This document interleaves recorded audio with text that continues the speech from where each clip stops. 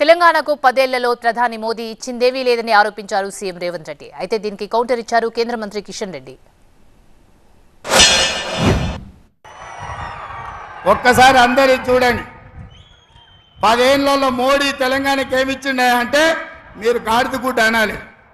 10 ఏళ్లలో మోడీ తెలంగాణకి ఏమిచ్చిండు? మెట్రో రైలు అడిగితే ఏమిచ్చిండు? మూసీ నిధులు అడిగితే ఏమిచ్చిండు? పాలమూరు రంగారెడ్డి ఎత్తిపోతల జాతీయ ప్రాజెక్ట్ అడిగితే ఏమిచ్చిండు? బయ్యారం ఉక్కు కర్మాగారం అడిగితే ఏమిచ్చిండు? కాజీపేట రైల్వే కోచ్ ఫ్యాక్టరీ అడిగితే ఏమిచ్చిండు? దమ్ము ధైర్యం ఉంటే మిస్టర్ రేవంత్ రెడ్డి, మీరు 10 సంవత్సరాల హయాంలో యూపీ హయాంలో తెలంగాణ రాష్ట్రానికి ఏమిచ్చారో,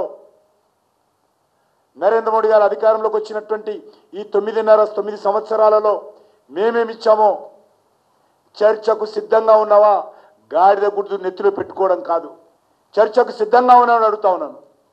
నేను సవాల్ చేస్తా ఉన్నాను. ప్రెస్ క్లబ్కి వస్తావా? తెలంగాణ అమరవీర స్తూపం దగ్గరకు వస్తావా? చార్మినార్ భాగ్యలక్ష్మి దేవాలయం దగ్గరకు వస్తావా?